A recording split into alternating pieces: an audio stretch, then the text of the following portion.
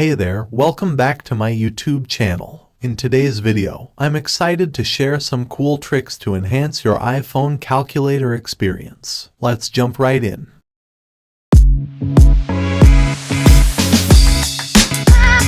If you want to switch your regular calculator to a scientific one, open the calculator either from the control center or by searching for the calculator app.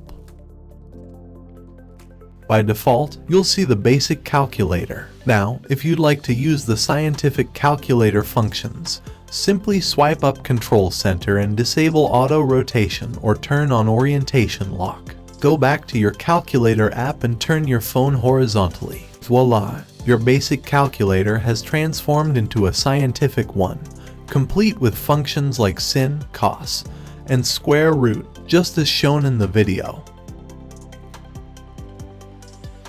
Here's another nifty iPhone calculator trick for you. During calculations, sometimes you make a mistake and want to clear just one digit without wiping out the entire calculation. Instead of hunting for a single-digit clear button, swipe right or left on the numbers using a single finger. Just like magic, you can delete individual digits without affecting the entire calculation. How convenient is that?